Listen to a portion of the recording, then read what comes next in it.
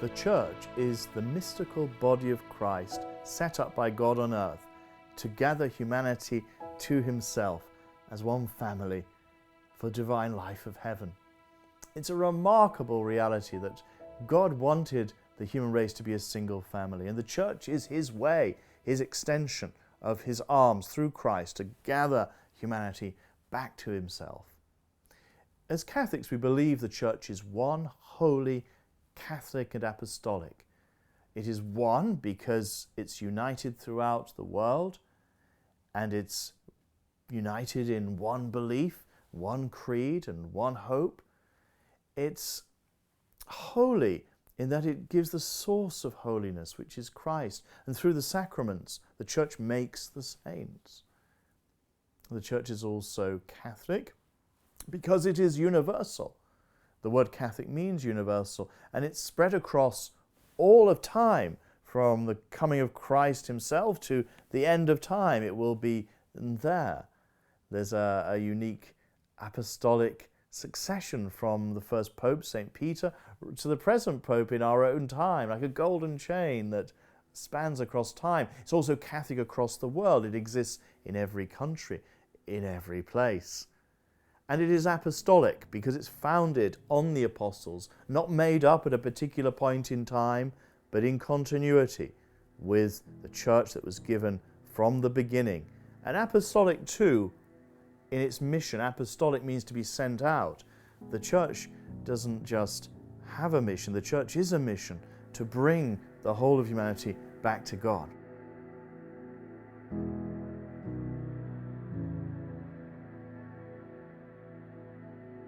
We're looking at a fresco from the Sistine Chapel, painted by Perugino, an Umbrian painter who was also the teacher of Raphael and one of the most successful artists of his generation. Perugino had been invited to come to Rome by Pope Sixtus IV to help decorate his recently built Sistine Chapel, which was in fact the private chapel of the Pope. Perugino depicts the moment when Christ gives the keys to the kingdom of heaven to Peter. The scene is set in a classical landscape. Our eyes are drawn to the triumphal arches on either side of the centrally domed structure behind Peter and Christ. The domed building is a reference to the Temple of Jerusalem, and the Sistine Chapel was apparently built on the same proportions. We see Perugino's interest in classical sculpture evident in the way that he sculpts the body of Christ underneath his robes, and in the delicate contrapposto pose of John. Perugino depicts this foundational moment in the history of the Church. Christ gives the keys to Peter, who after all was the first Pope, and therefore its place in the Sistine Chapel for the Renaissance popes is doubly significant. Jesus Christ established the church historically and publicly during his ministry, his 3 years.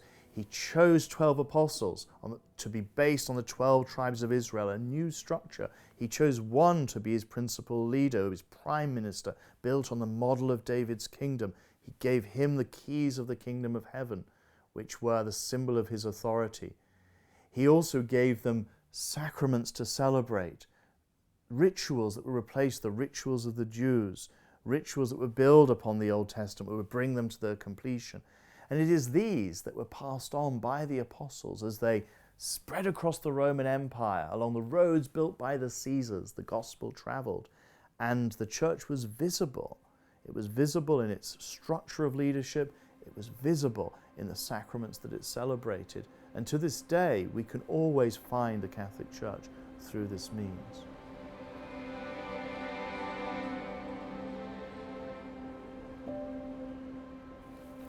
We're looking at the San Marco altarpiece. This was painted by Fra Angelico. He was commissioned by his patron, Cosimo de' Medici, to paint it for the Dominican convent at St. Marco, and it still remains there today. In this wonderful composition, the Virgin and Child sit enthroned. They're surrounded by saints, and we're invited into the composition by means of Fra Angelico's clever use of perspective. The Virgin and Child are seated on a sumptuously decorated throne. We can make out the pomegranates on the exquisite fabric that sits behind them. In front of them are Saints Cosmas and Damian. Cosmas, of course, was Cosimo's namesake. Cosmas invites us in. He looks out at us, the viewer, inviting us to gaze on the beauty of Madonna and Child. The saints behind him can be made out by their attributes. St. Lawrence holds his palm of martyrdom. The evangelists John and Mark stand holding their books. Carrying around the circle on the other side, we see the Dominican saints, St. Dominic, St. Peter Martyr, and in between them, St. Francis. It is a scene of great beauty and tranquility, and yet we marvel at how Fra Angelico manipulates our sense of perspective and where we are in the composition by methods like his clever positioning of the crucifix, the composition of the crucifixion at the front of the image. The placing of the crucifixion is clever because, of course, what Fra Angelico references here is the fact that this altarpiece was sitting above the altar where the sacrament of the Eucharist was celebrated. The crucifixion acts as a bridge between the church which is celebrating the Eucharist temporally, and the heavenly church depicted in the altarpiece. Where is the church, some people ask? Well, the church exists in 3 states: on earth, in purgatory, in heaven. We call it the church militant, the church suffering, the church in glory. The church on earth is militant because it has to fight to survive.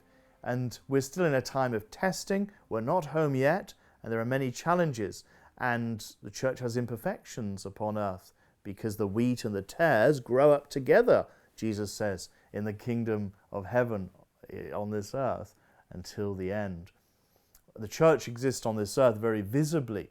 Her leadership structure is clear for all to see, with the Pope, the bishops and the priest, with the sacraments that she celebrates. In every place across the world you can find the Catholic Church. The church is meant to be visible and clear upon earth. It's the gathering of all the baptized together. The church exists suffering in purgatory with those who die, who are not saints, who are not perfected yet, but are still friends of God, who die in the grace of God, still attain heaven, but as through a purification, as through a fire. It is a holy fire, and they're holy souls and friends of God, the faithful departed. The church is there, and they're very much united to the prayers of the church on earth and being drawn by the church in glory to heaven.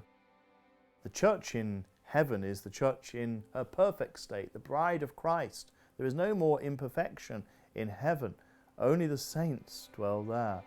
And it's the state of the church that will last forever. And it's to that state that the souls in purgatory and those on earth are drawn to, the final state of the church, which is the one in glory.